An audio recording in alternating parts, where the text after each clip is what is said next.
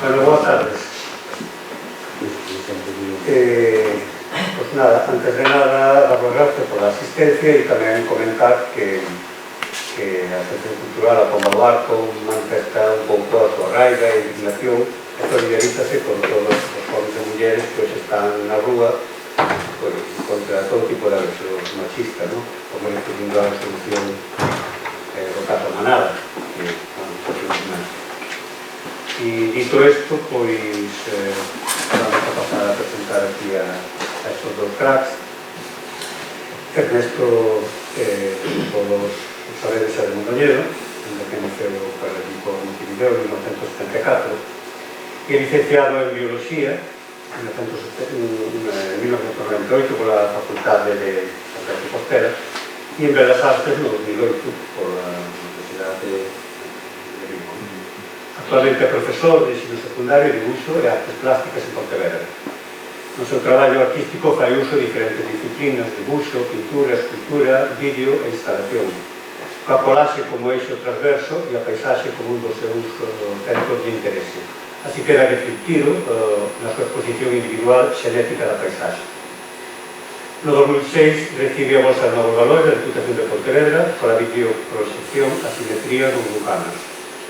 A súa obra puido verse en diferentes exposicións dentro e fora de Galiza.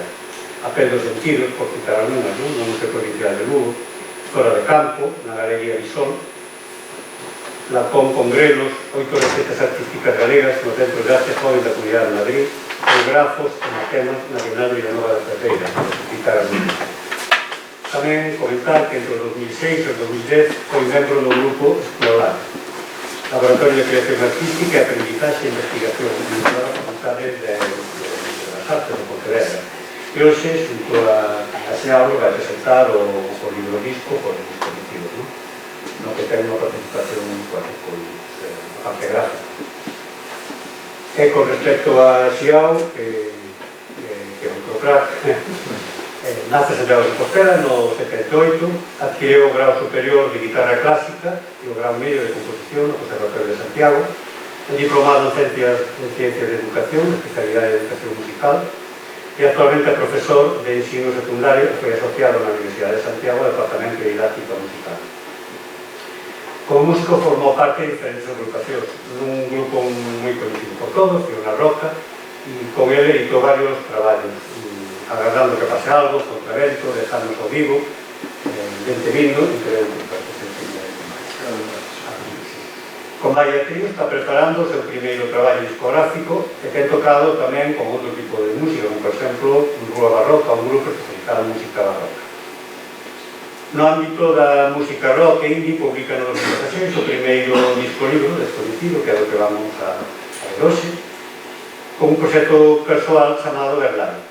Esta iniciativa foi finalista dos cuartos premios Martín Todas de Música Galega.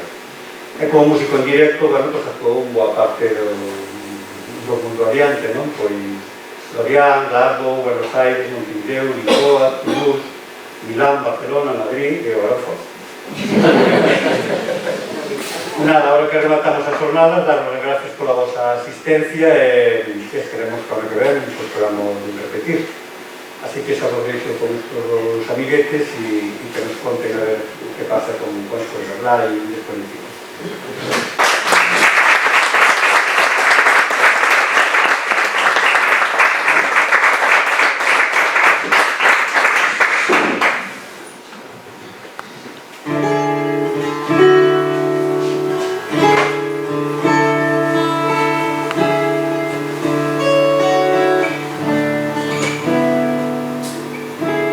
Sentado agardo un tren que nunca pasa, ninguén o mira, ninguén se para. Xa hai paxaros que aniñan ao seu lado, medrando musgo nos seus zapatos.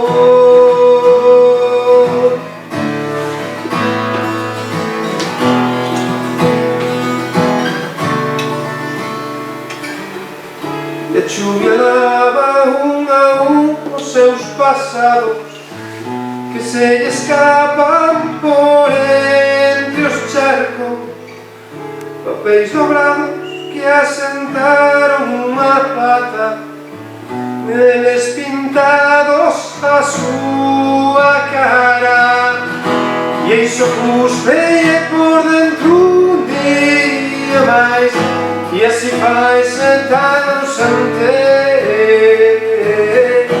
E iso cuspeie por dentro un día máis, farto de apertar os dentes. E iso cuspeie por dentro un día máis, e así fai 7 anos antes.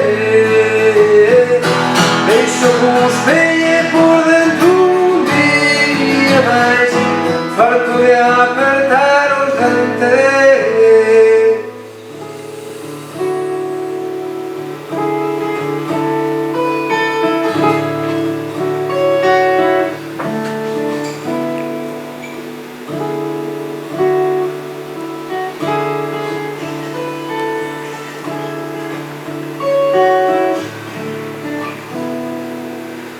Quixo esquecer un golpe todo aprendido, saberse novo estrear en Vigo, e abriuse o mundo fechando os ollos, e entre os seus dedos pousouse un soño.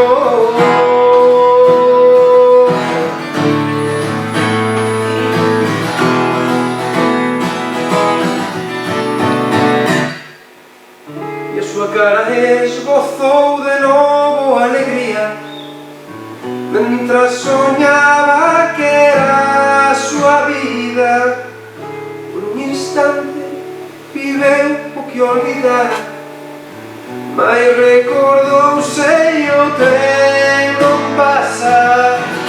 E iso cuspeie por dentro un día máis, e así fai 7 anos antes.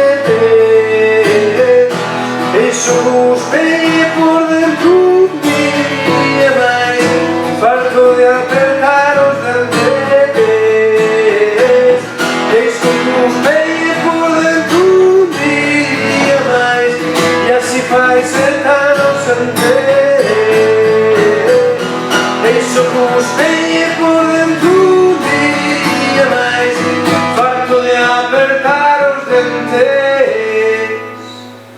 Matou entroido na terra do soño, queu a fachada tan só o seu rostro, era tan frágil, tan distante, como unha vea sobre un diamante.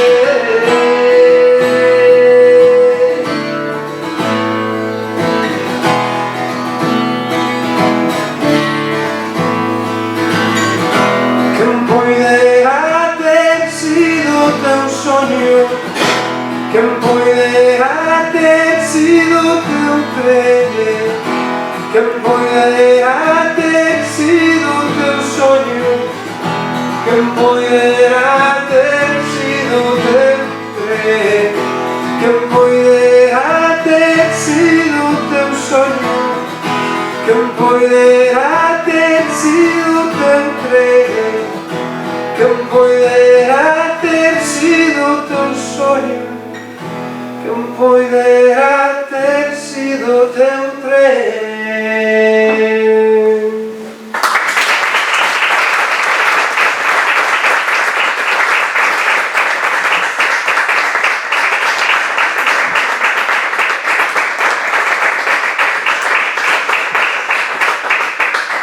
Moitas gracias. Con esta canción comezou descoñecido, pero realmente non empezou por descoñecido con esta canción, porque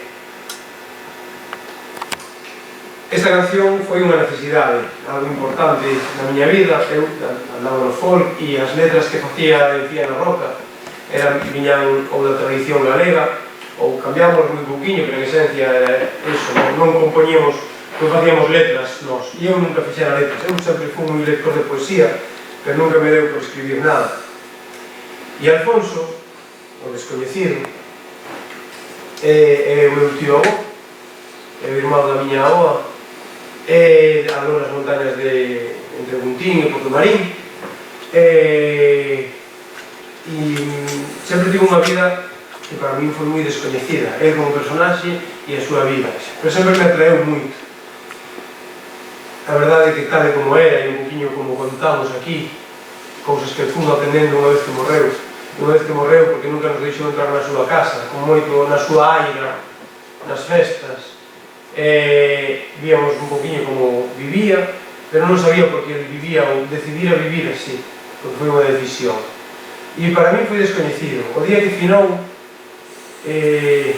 no tanatorio, ao volver da casa, ao volver do tanatorio, ao volver para a casa, eu que nunca compuxera nada con letra, sentí a necesidade de agarrarme a guitarra e cantar, por primeira vez na miña vida, sinceramente.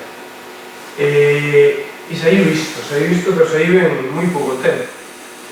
Foi algo como unha pulsión, algo que saiu en, non sei, media hora, unha hora, 2 horas, moi pouquinho tempo por hacer unha canción, realmente, da cual te sintas orgulloso.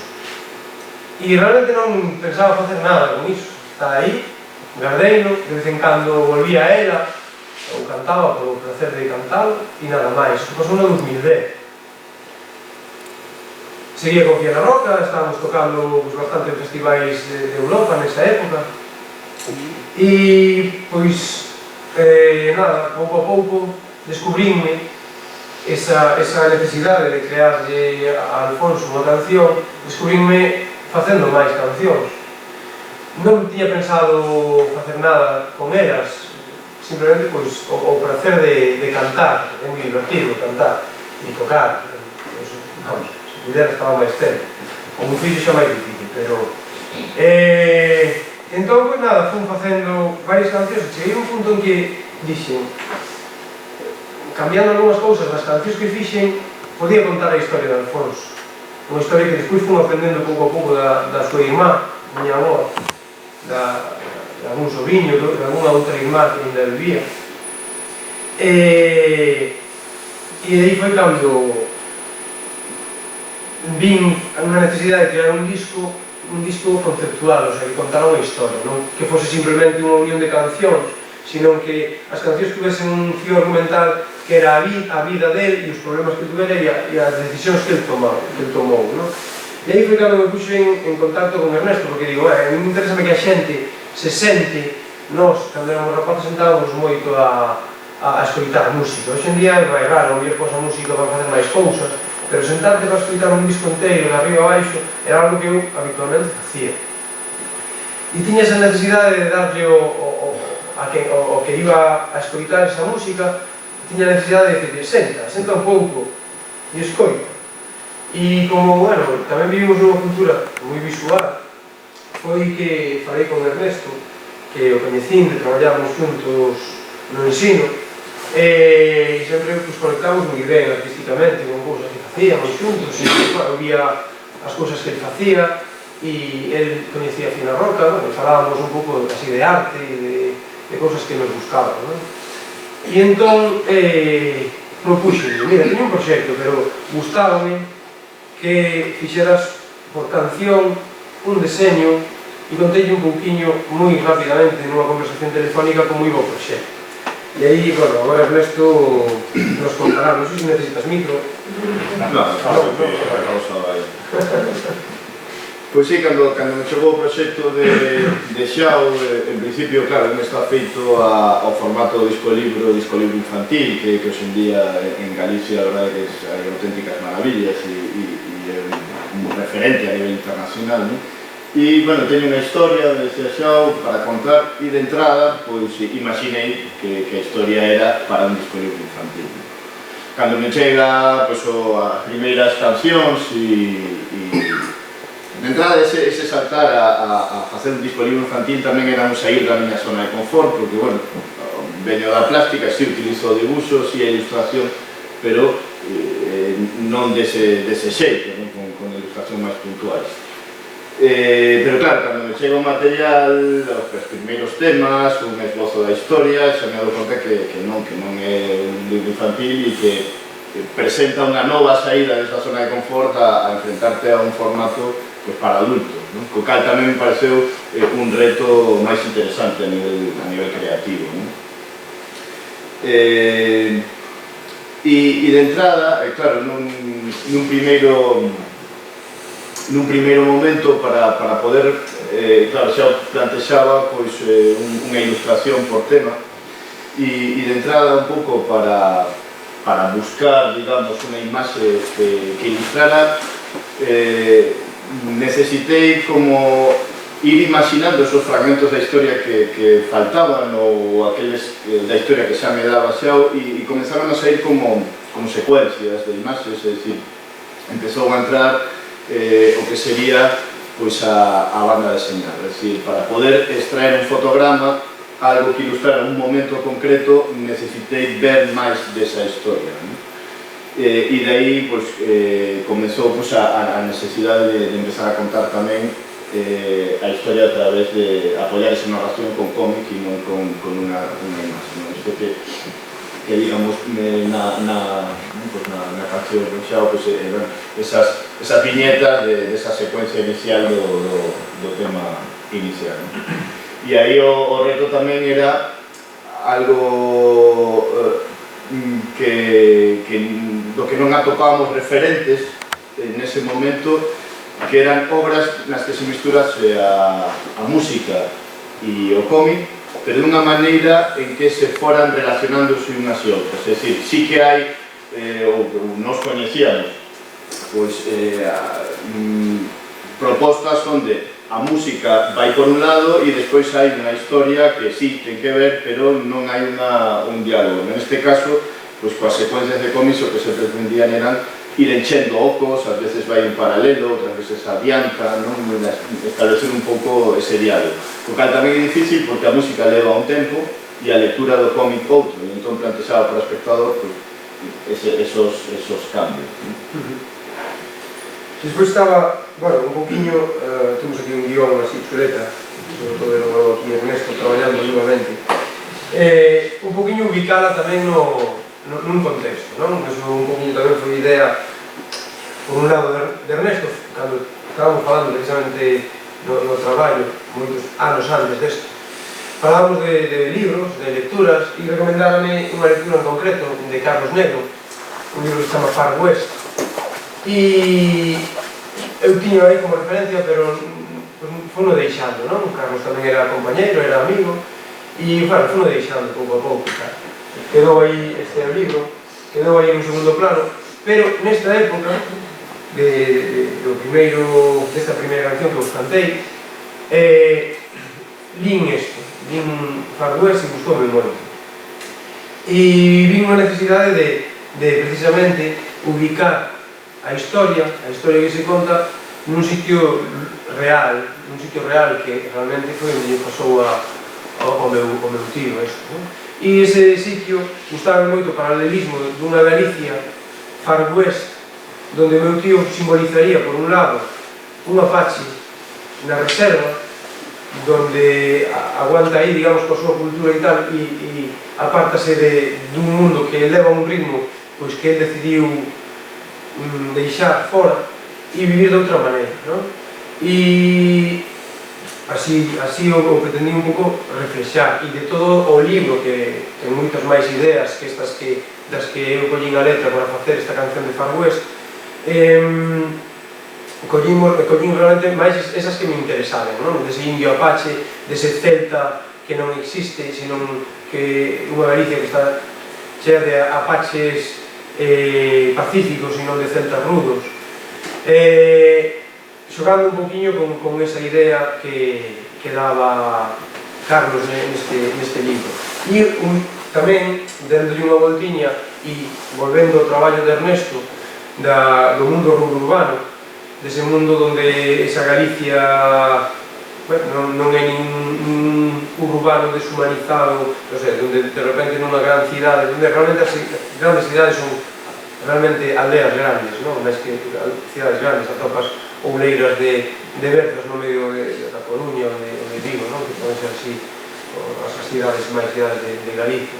Entón ese mundo urbano, o crecimiento dos mundos tamén nos valía precisamente coa idea dese Far West, ¿no? Esa Galiza Far West de aí. Sí, eso tiñamos sempre a idea de facer unha historia localizada nun lugar e nun tempo concreto, non pensar nese local universal, non? E de aí ese Far West e de aí tamén esa intro do segundo tema, así como esta primeira canción que escoitaste, digamos que fai unha especie como de resumo de toda a historia. De contextualización. Esta segunda o que contextualiza nun sitio concreto, non?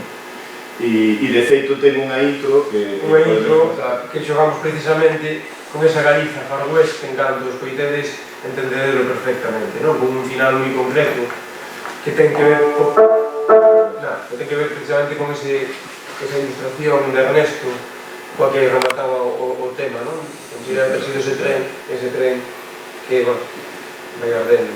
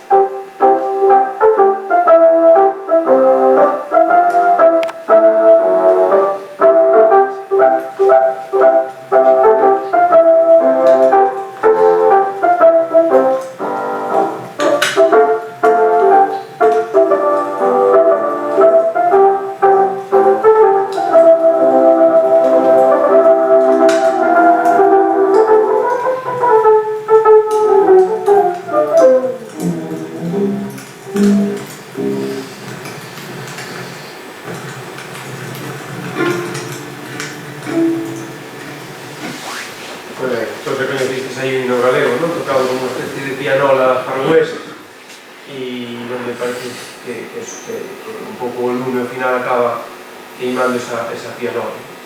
E que se recolle nesta secuencia que remataba no tema anterior, nesta viñeta a doble página, onde hai un cambio en árbores, de carballos que van de esquerda a dereita a pasar por piñeiros e eucaliptos, e onde vemos ese tren do que fala esa primeira canción, que remata ao final nese diseño. De alguna maneira tamén esa estructura como de bandeira galega que de algún xeito na estructura da composición tamén estaba presente. E ao pasar de página, isto que ves aquí a maqueta do disco, se transforma esa imaxe, se repite esa especie de bandeira galega tamén de cinta atrapamosca. De alguna maneira esa especie de plantexar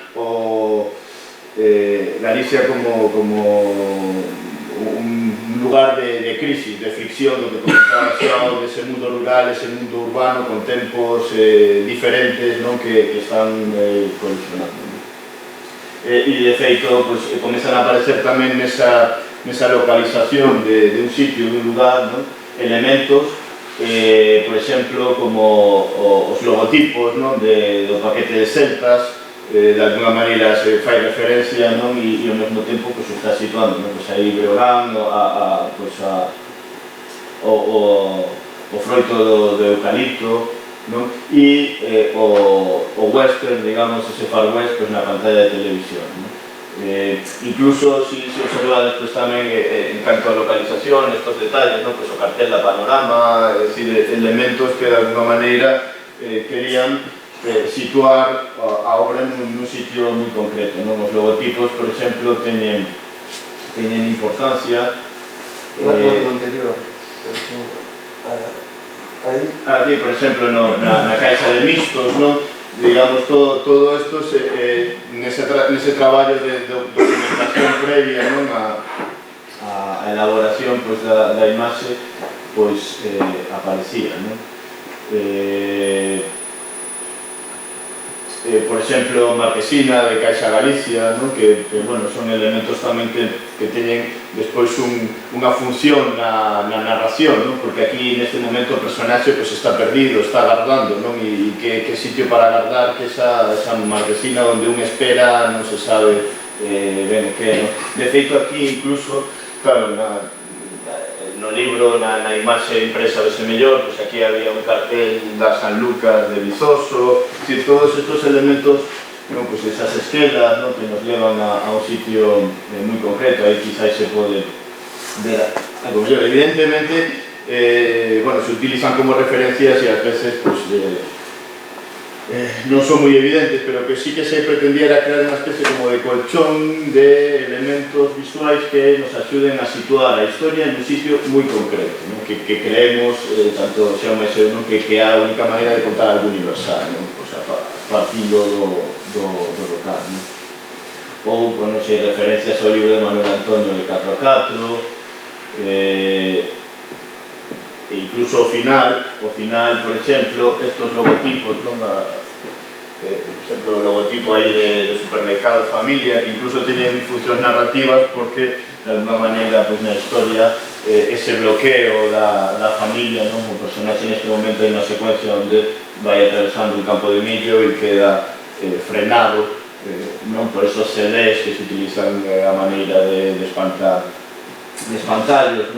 e esas bolsas de plástico, e o mesmo ese logotipo, aparte de localizarnos nun sitio, ten un sentido dentro da obra. Realmente a familia tamén é unha barreira nesa relación.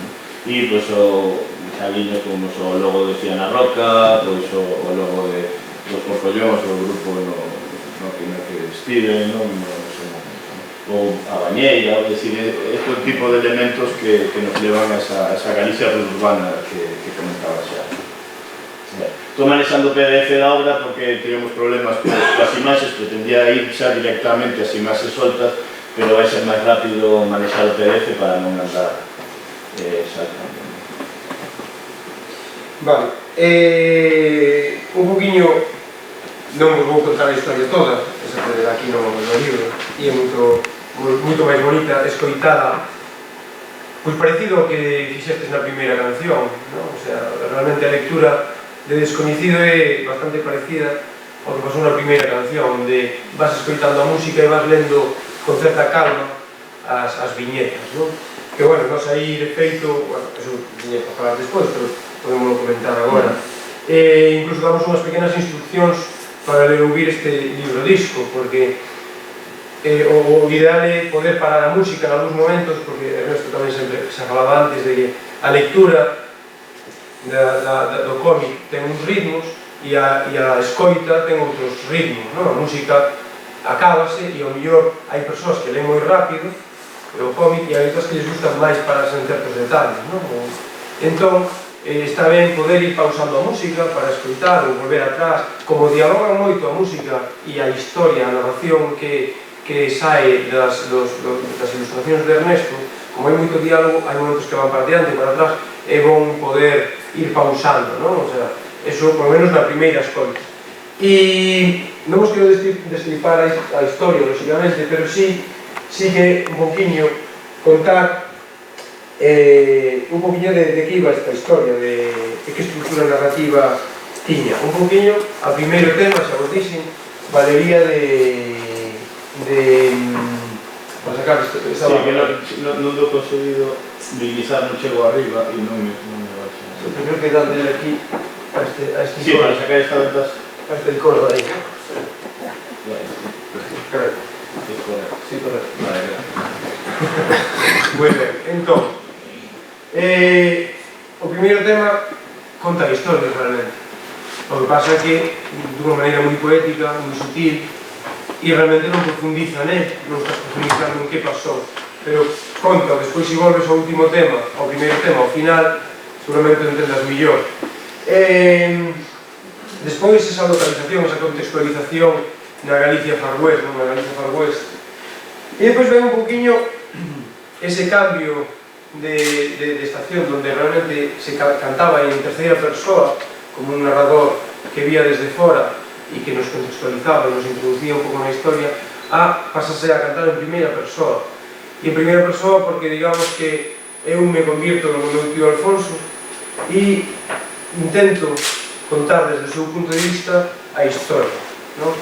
Érame máis fácil poder xogar cos sentimentos na música desde unha primeira persoa, donde todos nos podemos sentir máis identificados, cando eu falo de mí mismo, non? E cando se falan de certos sentimentos que contándoos desde fora, non? Eu penso que é máis fácil vivilos e máis fácil sentilos. E aí se conta esa historia de amor. Isto realmente é unha historia de amor, unha historia de amor prohibida pola familia cara a Cruceimares, máis ou menos, prohibida pola familia, donde, porque había, digamos, unhas clases sociais diferentes, onde meu tío Alfonso era dunha clase social, non hai que falar moito máis rico ni nada, pero así a súa casa tiña máis terrenos, máis terras, máis riqueza, e a muller, a persoa que se enamorou, pois eran caseiros, eran xente que non tiña moitas propiedades, eran máis pobres. Entón a familia prohibiulle ese amor. Este un pouco desde aí sale esa decisión que ele toma, que ele era o herdeiro, entón ele era o máis importante de que buscase unha boa relación que mellorase a casa.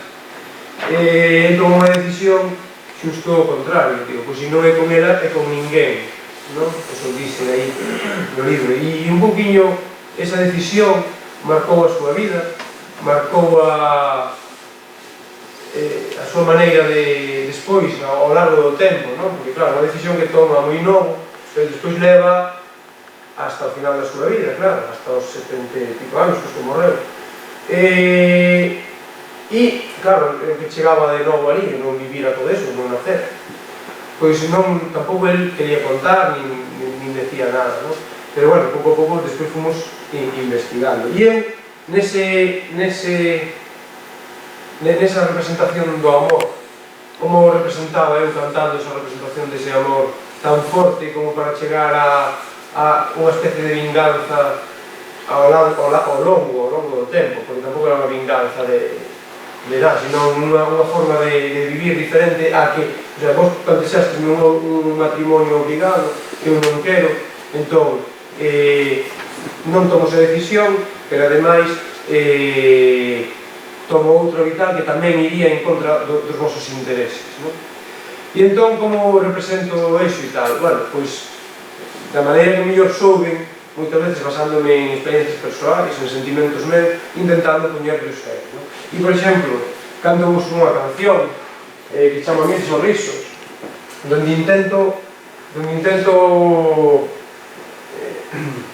explicar o que sería un amor tan forte que chegue a tomar esa decisión nun momento no que non precisamente abundan as riquezas. E non sei se conseguín ese tema do Mil Sorrisos, dese amor. Aí desvendo a letra. E, bueno, vamos a cantar.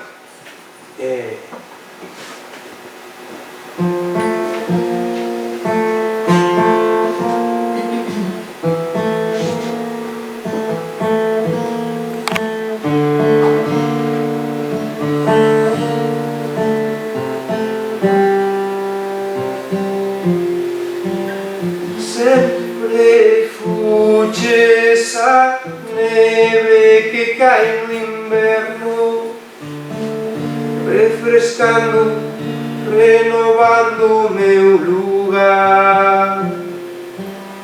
Deixeite coallar, deixeite pousar entre as miñas mãos. Bebo a neve para terte dentro sempre, fundida no interior. E eu descalzo e as mãos frías, sen palabras, que me ardeu o corazón.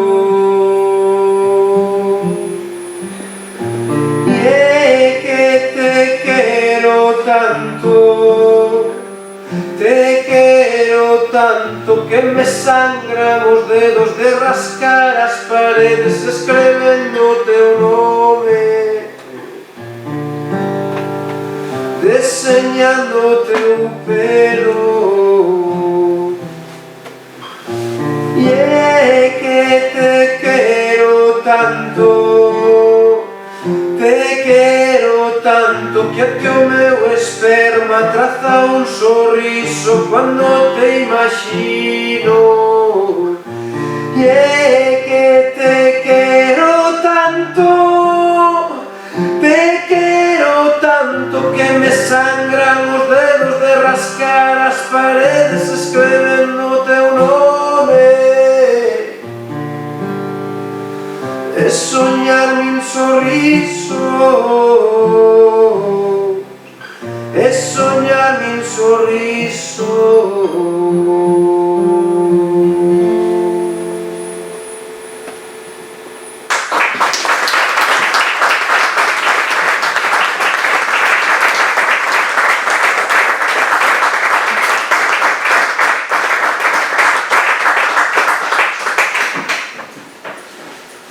É interesante tamén comentar unha das cousas que me chamaron tamén a atención no seu momento do libro e que é destacable esa mestura do amor e do sexo, de como trataba Xiao os temas nas súas cancións, onde aparecía o sexo de unha maneira natural, moi explícita e ao mesmo tempo con esas outras palabras máis líricas, máis poéticas, e a veces eso tamén era un reto a nivel gráfico, é dicir, como responder a ese estilo que plantexaba Xiao a través dos seus temas, esa especie de realismo máxico, porque tiña moitas veces esa carga poética, metafórica, lírica e ao mesmo tempo sucio no sentido do cotidiano, do natural, a nivel gráfico sin caer moitas veces en repetir esas metáforas que él empregaba aí, entón, por exemplo, nesta imaxe que quedaba, pues, esa especie como de, casi de persoa mártir, o corazón e ao mesmo tempo o sexo amosándose completamente sin ningún tipo de velo, e máis adiante pues hai outras imaxes onde eso aparece, E o tema este de relacionar precisamente esos dous mundos é algo de maneira moi natural. Por un lado, Alfonso, por un outro lado, meu avó, e supoño que na tradición galega todos o temos, claro. O sea, incluso hai quen di que o 90% das coplas tradicionais teñen unha vertente picante, se queredes. E Alfonso sempre facía rimas, sempre facía poemas e sempre tiñan ese contexto sexual. Non sei se era por ese amor que ao final non pudo ser.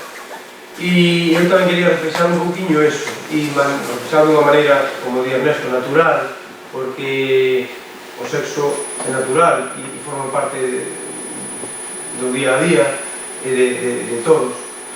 E entón non velo como unha especie de tabú, nada, senón como realmente eu creo que incluso esa potencia dese amor se ve reforzada por eses contidos explícitos a veces, e tamén un poquinho eso, tamén tanto o meu tío Alfonso como o meu avó sempre tiñan sempre lle daban a calquer comentario ese punto que a mí sempre me atraía e me gustaba, e bueno, creo que sempre o guardei aí, incluso miña avó, ainda que moitas veces estaba máis prohibido ou provisto nas mulleres que nos homes, ese punto explícito, pero tamén existía, desde logo.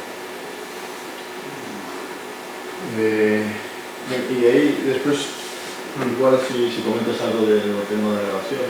Vale, moi ben. Vale, entón, unha vez que tiña os temas feitos, eu fixe unha maqueta, a que lle pasei a Ernesto, facía maquetas na casa, donde usaba, despois podemos escoitar algún, pero alguna maqueta, podemos escoitar un fragmento de alguna maqueta, non hai problema, donde realmente que estaba poñendo o que quería, as formas que quería, a sonoridade, o ambiente que quería crear. Paseillo a Ernesto, el traballou cos maquetas, non coa música definitiva, e mentras Ernesto estaba ilustrando, que non tiña rematado, fixemos a sesión de grabación, gravamos todos xuntos, aí tedes algúns exemplos, se lle das para atrás das fotos, vedes aquí que estamos gravando xuntos, o batería que ten aí un panel para que intentar non escoitar moito, o baixo, eu estou aquí deste lado, non se me ve, o piano está aí metido, tampouco se ve, e este é a cabina aquí. Gustanos tocar xuntos, porque a música, cando a gravas xuntos, está máis sucia, ten máis erros, pero é máis natural e máis real. E hoxe en día, de feito, podes facer un disco absolutamente perfecto, é moi fácil, pero como a vida non é perfecta, pois gusta unos reflexar que como unha música ten moita máis potencia. Eu creo que o noto hasta certo punto, cando un disco me gusta máis, cando ten ese punto de vitalidade, eses erros, esas subidas de tempo cando son necesarias, esa forza que gañas cando tocas en directo. E un poquinho gravamos así, o único que gravamos fora foi as cordas, porque o estudio non era o suficientemente grande como para gravar cordas ao mesmo tempo, e temos aí unha sección de cordas, un trío de cordas, que sí que tuvemos que gravar despois. Tamén tocaron os tres xuntos, non un por un, pero ese trío sí que foi metido despois sobre a base que a banda de Berlai fixo, somos eso, Bruno Cunceiro na batería, Pablo Pérez no baixo, Iago Mourinho no piano e eu cantando e tocando guitarra e mandolina. Despois estábamos aquí escoitando as grabacións, porque fixemos tomas de algún tema, fixemos hasta 8 tomas diferentes, non saliu ben, veña, vamos a dar outra volta, aquí ten un tal. Entonces, en 2 días fixemos, non sei cantas tomas, 13 temas, botálle a 5 tomas por tema, dar lugar a unas casi 70 tomas, das quais despois seleccionamos, esta é a boa, esta foi a que nos gustou, e despois non houve apenas edición niso, sempre podes coller un cacho de unha de outra, pero ser tocado en directo e haber ruido de uns de outros é máis difícil facer este tipo de edición, e creo que de feito só hai nunha canción un cacho dunha toma e outro cacho de outra toma, o resto son as tomas limpas de arriba a baixo, aí como saíron, despois metes os efectos e todo isto, eso sí, hai un traballo de postproducción, pero digamos o que é a base está aí limpa e directa. E aí un poquinho na mesa discutindo, a mí me parece moi mellor isto, a mí me parece moi mellor aquero, estas historias. Interesante tamén nesta idea de intentar que a obra fose estivese todo integrado, tanto música como imaxe, e incluso que todos os elementos que se puxeran no disco de alguma maneira servían á historia, e que nun momento xa había necesidade de introducir ao final, como créditos, aqueles que participaron os músicos, e o que decidimos foi integrar os propios músicos na propia historia. Non hai un tema onde comeza esa historia de amor e se plantexa a escena de un baile e este é un escaneado original, por lo tanto non está retocado, despois eso se retoca os diferentes tonos, está escaneado como digamos sin ningún tipo de manipulación, e aparecen aí os músicos nun segundo plano, é dicir, digamos como despois isto na edición se trataron os músicos como máis esvaídos, como nun segundo plano, para intentar crear como dúas escenas paralelas nunha película, é dicir, que por un lado veñen desa especie de outro tempo do futuro os músicos acompañando a escena do baile, e despois está sucedendo ese vestido que en algún momento fai referencia a esa amada que convida ao baile. De feito, ese deseño a min é dos que máis me gusta. Hai unha lámina aí dese baile que se ve desde arriba, e bueno, está moi ben. A mí me encantoume esta idea que tuvo Ernesto de traer os músicos do futuro a tocarles a eles, porque de feito así é. Aí estaría, por exemplo, ese tratamento de un segundo plano máis esvaído para buscar ese efecto moitas veces cinematográfico de algo que ven ou do pasado ou neste caso do futuro. Aparecen os músicos e van creando esa historia do baile e remata nesa parella que comeza esa historia.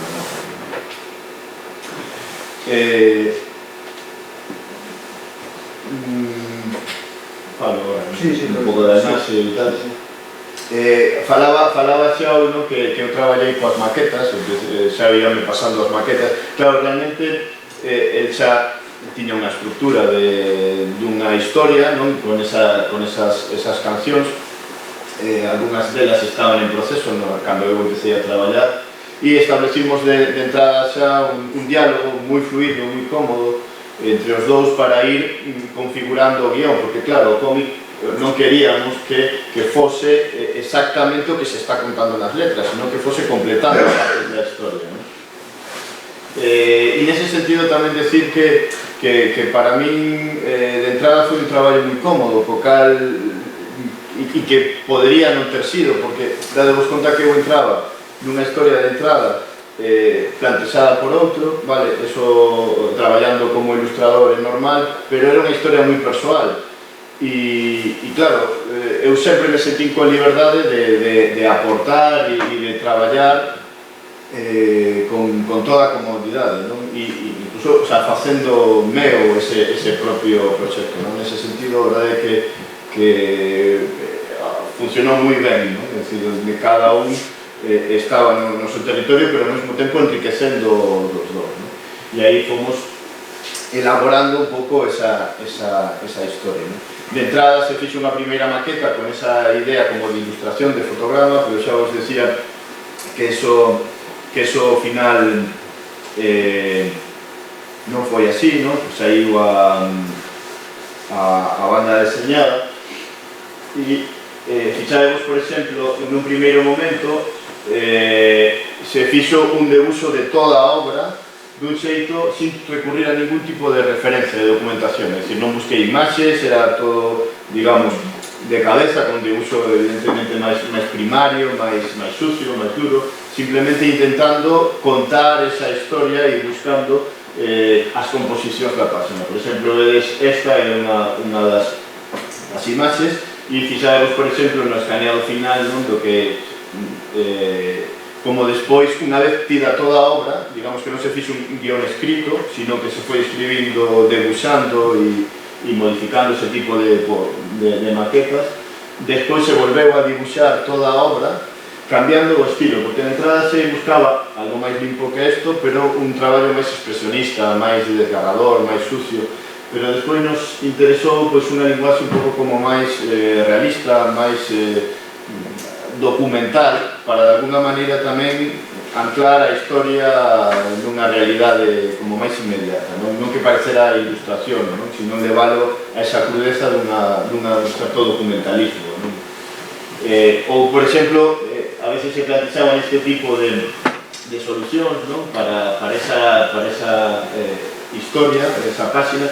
Fixamos que o formato da páxina é máis alargado, en principio se variou bastante, eso traballamos primeiro con un formato cadrado, despois con un formato máis vertical, non?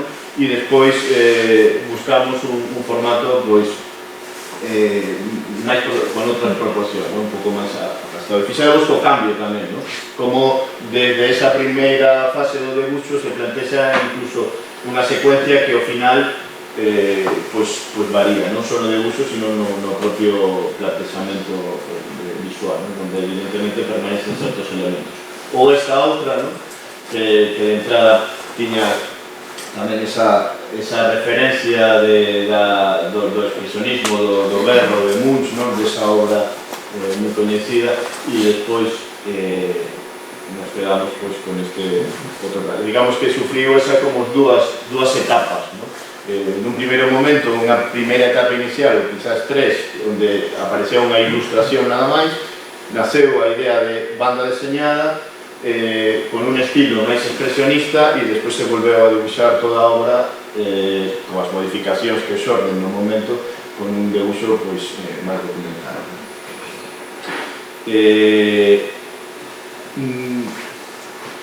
Nese guión, nese buscar elementos que nos axudaran a contar a historia, nun principio se pensou, claro, en que descoñecido tiña que ser descoñecido e, polo tanto, non aparecía prácticamente, ou aparecía con fragmentos. fixaos que casi nunca se ve de corpo inteiro, decir, donde podas ver toda os seus rasgos físicos. Ainda que despois, máis adiante, sí que se necesitou en algunhas secuencias que aparecera a súa cara e se foi incorporando. Pero a que sí nunca apareceu, digamos que a máis descoñecida desta obra é o personaxe femenino, onde se optou por utilizar un elemento, aí sí aparece sempre, vedes nesta escena onde se atopan, onde se coñecen, el vai andando, unha escena como que pode intuir de lavadoiro, e aí esas miradas, esa complicidade, hai un elemento que é o xersei, que vai ser un elemento narrativo que nos vai a conducir ao longo de toda a obra. Pois o personaxe aquí aparece o xersei, fixaros tamén que é o único sitio onde aparece a cor, a cor se utilizou dese xeito simbólico, en unha cor azul, de alguma maneira tamén podemos relacionar Galicia, etc. Bueno, eso serían como lecturas secundarias, pero algo máis digamos, inocente, que foi, lembro que xa me comentaba, claro, nesa primeira parte de achegarme a historia de rasgos físicos do seu tío avó, pois tiña uns ollos azuis moi chamativos, que chamaban a atención, e iso, de alguna maneira, foi o que usamos para relacionar ese xersei que é azul con a cor só aparece aí e nunha escena final, esa especie como de desenlace onde o personaxe aparece na súa pupila esa cor azul e que nos leva ao final, ese elemento, a cor está aí para axudarnos a contar a historia, e relacionando os dous personaxes, e digamos, ele está vendo toda a súa vida a través desa pupila azulada que é o xersei da súa mãe, que ao final, xa facendo spoiler, se atopa nese momento dos pasamontes.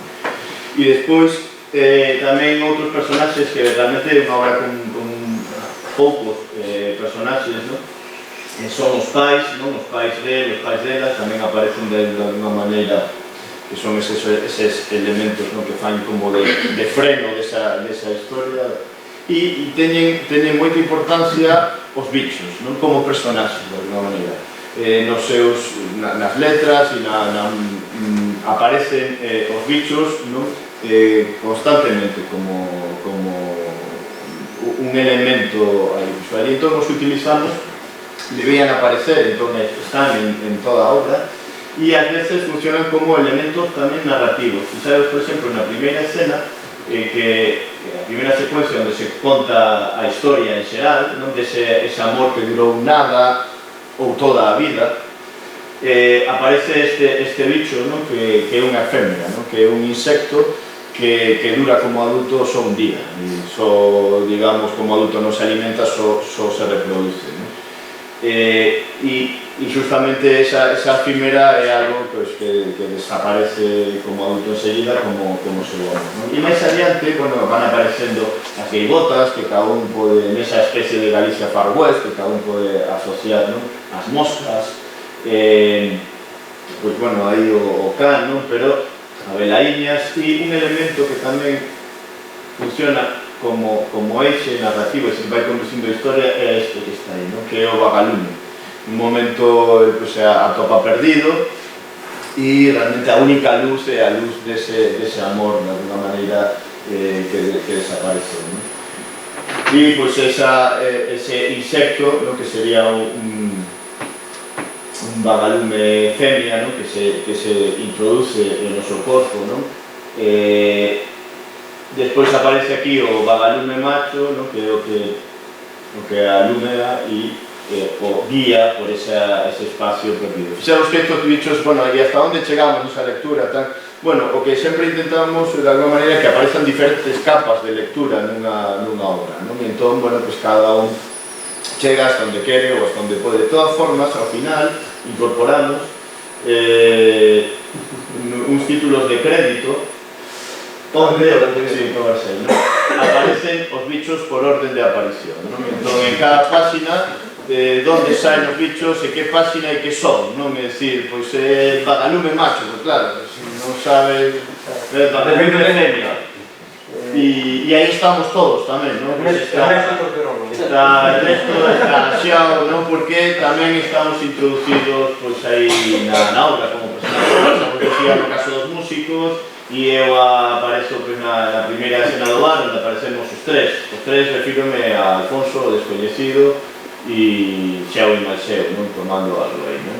E ao final, frente ao descoñecido, estaríamos pues, conversando nas historias. As especies como de cameos pues, tamén os queríamos facer, non meternos na nosa propia película.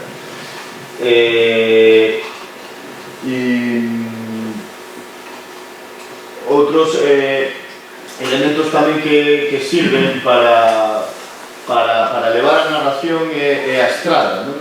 Na historia comentaba xa, os dos primeiros temas están narrados en terceira persona, é alguén fora da historia que está contando todo, nun momento, e iso é o primeiro tema, a historia en xeral, o segundo tema sería xa esa contextualización e despois empeza a falar dende o propio descoñecido. Vale, aí hai un cambio de tempo, porque nos vamos ao pasado a contar a historia. Entón, cando nos vamos ao pasado a contar a historia, nos trasladamos a través desa estrada, non? Deixando a aldea aí, non? Abaixo, pois ao pasado. E ao final, a historia evoluciona, máis ou menos seguindo o tempo nun xeito natural, digamos, lineal, hacia adiante, e ao final, bueno, o personaxe pois acaba ancorado, non? Nesa vida, e nesta escena volve outra vez a estrada a levarnos cara ao futuro, non? Cara ao futuro onde bueno, se produce ese encontro do outro personaxe que é Xiao, que de alguna maneira nesta historia, nesta secuencia van sucedendo en paralelo a historia de cando Xiao se achega a casa do seu tío avó e o tío avó está desaparecendo de alguna maneira.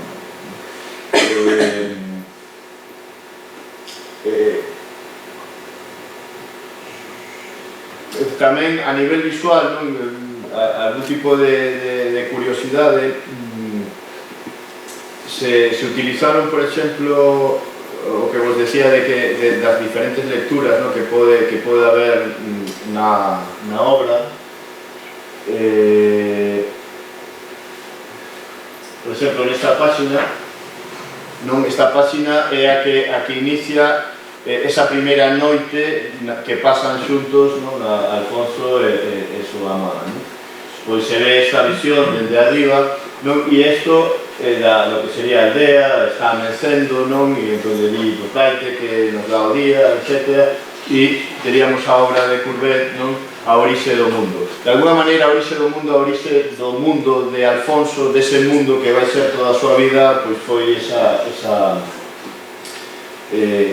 ese momento, non? Que o deixou marcado para toda a súa vida. Ou, por exemplo, esta outra viñeta, non? Onde Alfonso está baixando a escaleira, perseguindo unha pega que é outro dos paxaros, outros dos elementos animais que funcionan como fío narrativo, aquel que lle rouba de alguma maneira ese amor, non? E como pois, hai unha referencia tamén no campo de arte con Duchamp, ese desnudo, non? Ese espilo baixando na escaleira, ou as cronofotografías de Mulder, non? Que sería ou xa de alguna maneira un pouco máis indirecta. Tamén vos falaba antes do berro de Munch, non? No berro que aparece nunha das páxinas. Dunha maneira máis indirecta aparecen tamén os eólicos tamén nos axudan a contextualizar a historia no noso momento, vale? Volven a aparecer aí nun primeiro plano e fixadevos tamén que temos de alguna maneira a Alfonso como un Quixote, non? É dicir, aí aparece pois, o muiño de vento pois, no caso de...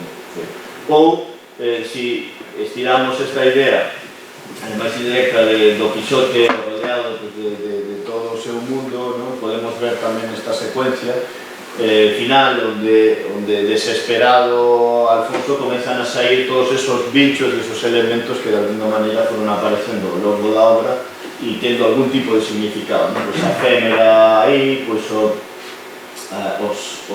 machos, os vagalumes machos e femias na parte central, a pega que lle rouba ese amor e, bueno, todos os demais, o lagarto, etc. Como vedes, bueno, o proxecto ao principio ibas a chamar Xía Oberlai, eu non me apelido Oberlai, Oberlai é o nome da casa dos meus avós, e entonces ibas a chamar así Xía Oberlai, que está tamén en referencia pues, a toda esa vida, non? Con Alfonso e todo isto. De todas maneiras, ao ir traballando con Ernesto e os músicos e irnos enriquecendo todos, de alguma maneira non me parecía moi lógico chamarlle Xía Oberlai, porque o proxecto fora moito máis aló de min e buscamos outro nome, non? Busquei o nome de Berlai a secas, porque Berlai era o nome da casa, ainda falábamos hai pouco que o mellor teria sido bonito chamarlle a casa de Berlai, non? Donde todo o mundo é benvido, non? A aportar esa riqueza artística e a misturar esas artes desta maneira. E, bueno, ten un Berlai que tamén está moi ben e fai referencia precisamente á casa. E, bueno, sí, eu puse-me Xía Oberlai como un pouco iniciador desto, porque é unha historia persoal, pero, digamos, onde entrou moita xente e aportou e mellorou a obra de unha maneira, vamos, increíble, non? O traballo de Ernesto Mendes aí, que é realmente fantástico.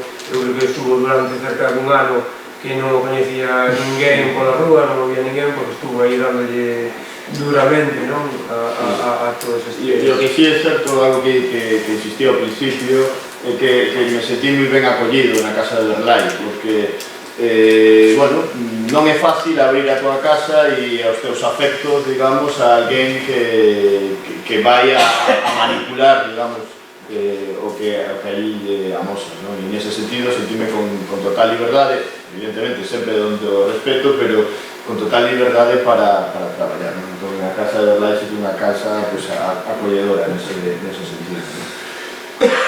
Despois un par de cousas en relación á maquetación, claro, isto o proceso de sae a música, empezamos a traballar no guión, comezo a traballar nos debuxos, pasa por esas diferentes fases, non? Un debuxo máis expresionista, máis realista, e despois todo isto, ou paralelamente, o vamos maquetando, ten que ter forma de libro.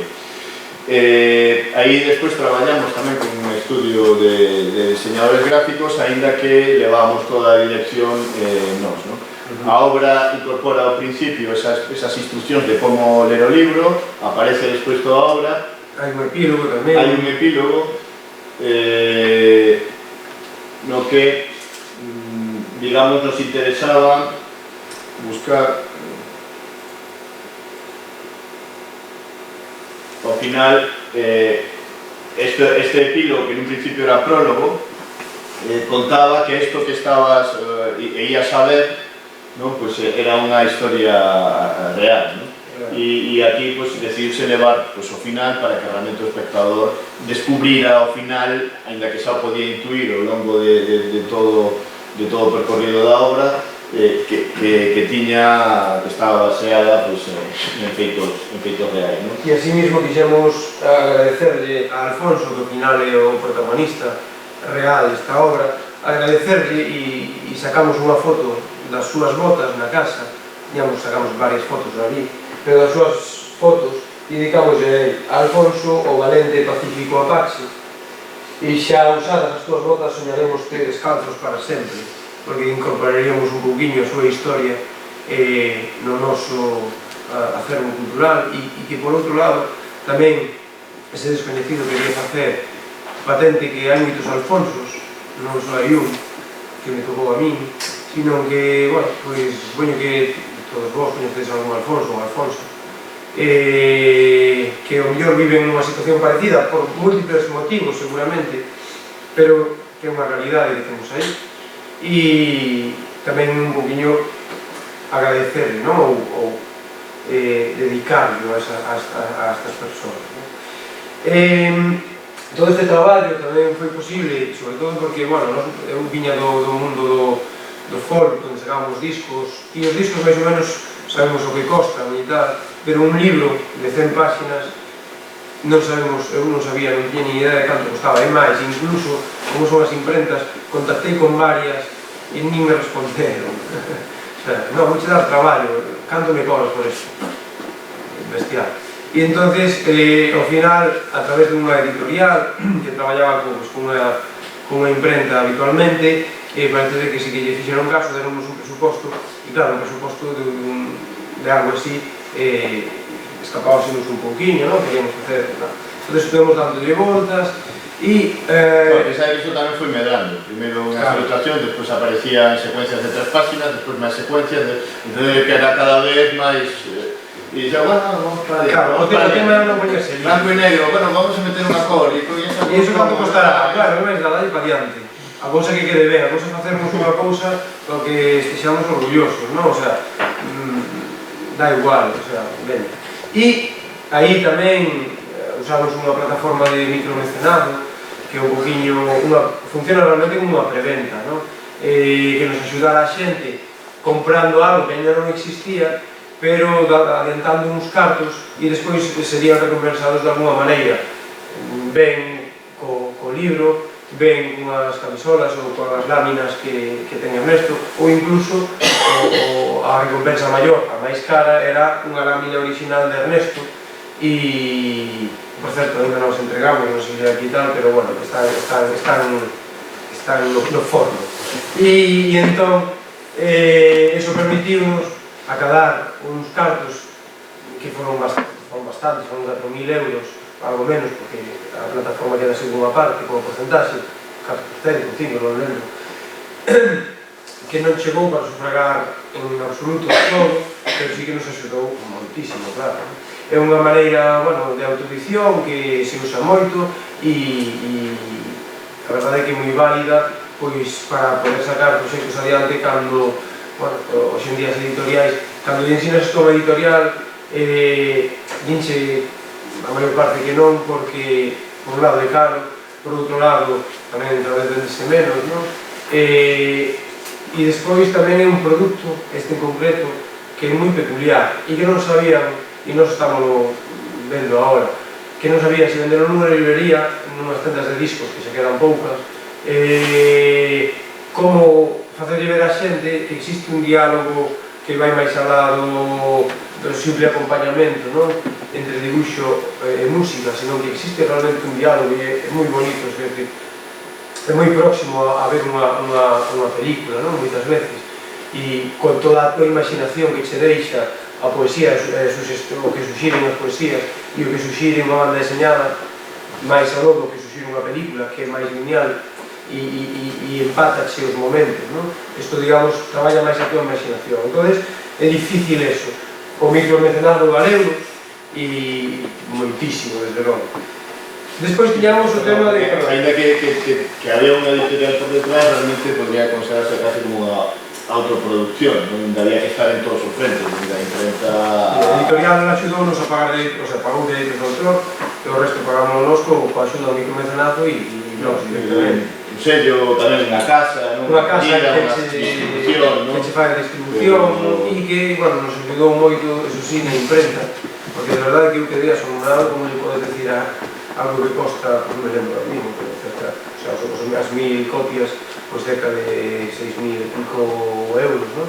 7.000 e como unha imprenta non che responde a un email así, como pasa, que pasa aquí? O sea, tanta pasta tenes, non me gusta o traballo, como de pena.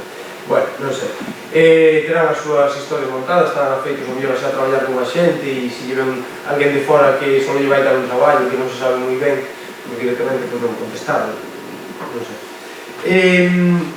Ao mesmo tempo estaba, claro, estou en unha banda de música.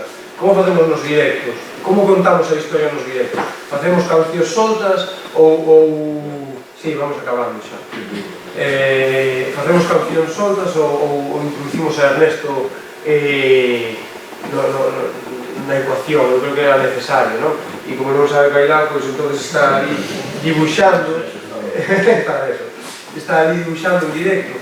Non pode dibuixar o cómic, lógicamente, os tempos do cómic son uns e os dibuixos da música son outros, pero sí que existe un diálogo e volvemos un poquinho a primeira idea do álbum ilustrado, onde un dibuixo cada canción, un dibuixo cada dúas cancións, e sí que existe un diálogo, aí tedes Ernesto dibuixando ese verbo, non tan completo como no libro, pero sí, desde logo, con moita calidade e con moita potencia de imaxe, dibuixando ao mesmo tempo que nós vamos contando esa historia. E un concerto de verdade é moito máis que un concerto, porque realmente te metes nesa historia, nunhas cancións que contan e que dialogan con dibuixos de Ernesto. Van aparecendo proxectados ou en monitores, dependendo da sala, pois a medida que vai avanzando vai aparecendo esa ilustración. Se recupera un pouco a idea inicial e incluso tamén a nivel de linguaxe visual, non é un dibuixo tan detallado, máis expresionista, máis solto, porque tamén, o que decía Xao, o ritmo de directo non ten nada que ver co ritmo de estudio. E xa para rematar dos cousiños, fixemos uns vídeos, lógicamente, os vídeos queríamos, como non queríamos fazer uns videoclips ao uso, nos saímos tocando e tal, porque é unha historia, entón queríamos facer uns videoclips que contasen. Incluso nun primeiro momento tiñamos pensado que os videoclips, o que a imaxe se proxectase ese vídeo durante a canción. Isto ao final non acabamos de ver de todo, pero sí que naceu con esa doble función, ser un videoclip e ser tamén esta foto está moi chula, foi unha fábrica e gusta moito porque parece unha banda deseñada precisamente a propia banda de música coas súas viñetas, cada un coas súas. E bueno, volví ao tema dos vídeos, se queredes están en YouTube, Ceimares e un libro extraño, hai máis vídeos e entre outros vídeos que aparecen de Verlaine en YouTube e en Vimeo, nestas plataformas de vídeo, tamén está Verlaine no futuro, non? Que pasa coa casa de Verlaine no futuro? Pois a casa de Verlaine, en principio, por agora, parece que ten máis futuro, porque estamos moi contentos de traballarnos xuntos e dos resultados que está tendo e como lle gusta a xente e da novidade do obxecto final, non? E do proceso. E agora mesmo estamos traballando en dous proxectos, un chamase Grolos e é un bar que estaba, Grolos é unha aldea que está ao lado de Zolle onde son eu, entre outras cousas, Grolos, daí vemos o nome, tiña 4 bares e 3 casas,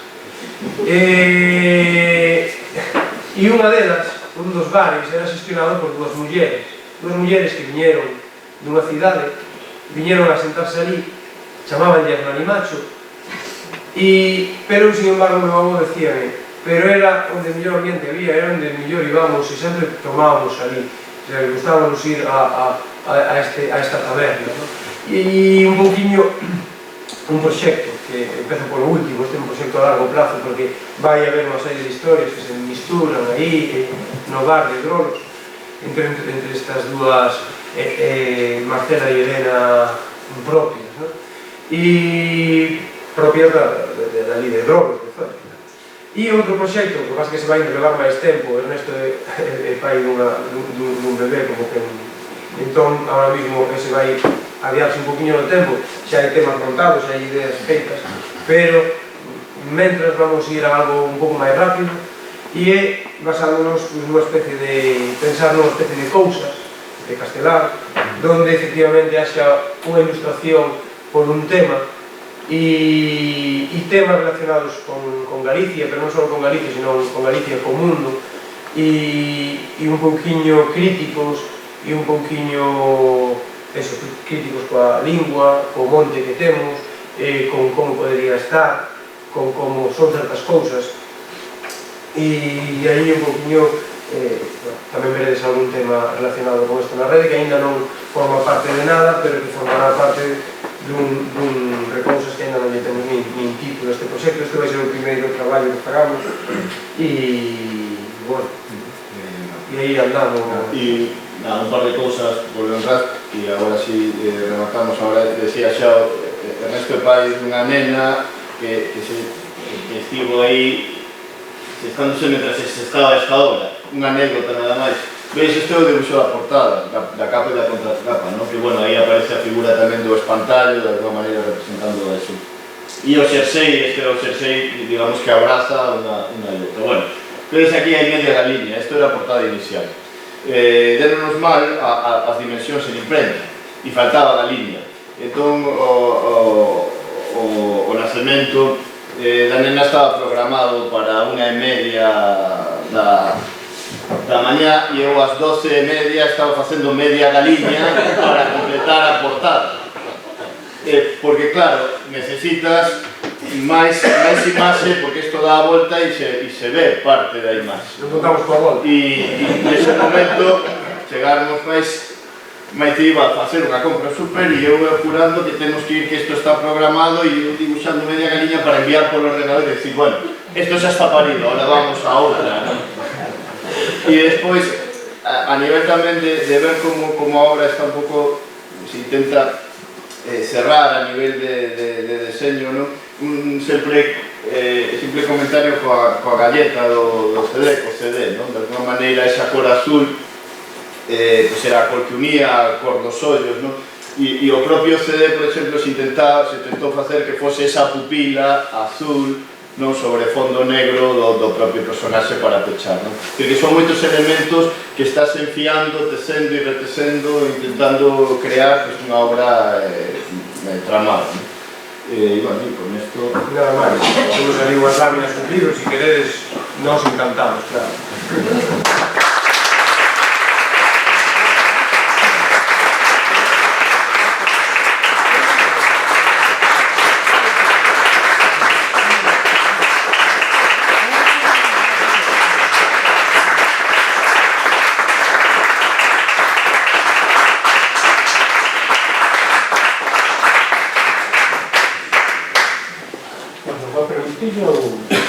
Sí, gustou unha foto do Fioco. Fioco, né?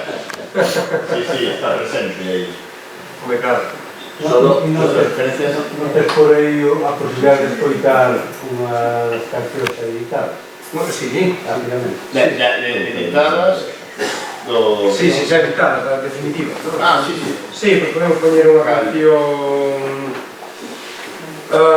por certo, ten un bonus track tamén, unha canción que non ten nada que ver coa historia, porque non nos apetecía acabar con... Bueno, é unha historia un pouco dura, é real, pero apetecíanos acabar con un puntiño de certa alegría e, si queres, tenemos esa canción, bueno, que non ten que ver coa historia, pero ten ese puntiño de alegría, chamase Chegando a Morro, e estaba feita precisamente por, bueno, que é unha persona moi próxima, despois dun tempo pasando por unha depresión moi grande, estamos chegando a ese morro, chegou un momento en que, bueno, as depresións, gracias a Dios, pasan. Entón, a eso se refire esta canción, e así acaba.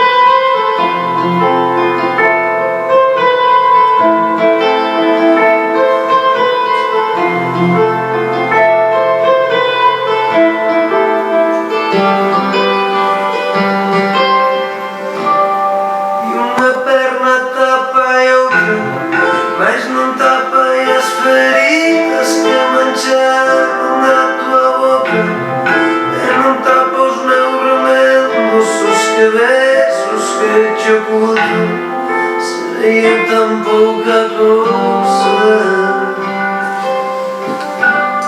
Foi sumindo e a alegria quase habitou na amargura e as penas roubaram as penas e as penas que me repudiam. Foi sumindo e a alegria botei o anelo ao lume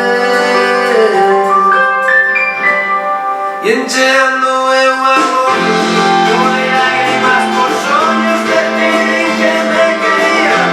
Por niños como yo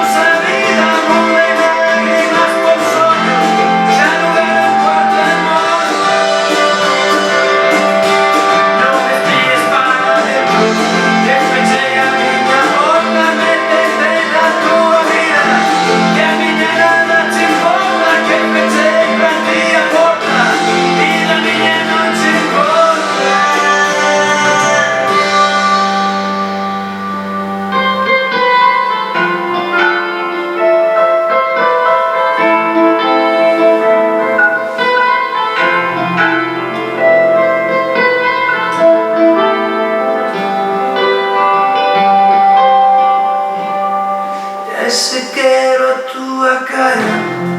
Farei dela unha escultura co que sobre dos meus pés. Cando corte as miñas uñas, ai, farei unha escultura que hai de ti coas miñas uñas.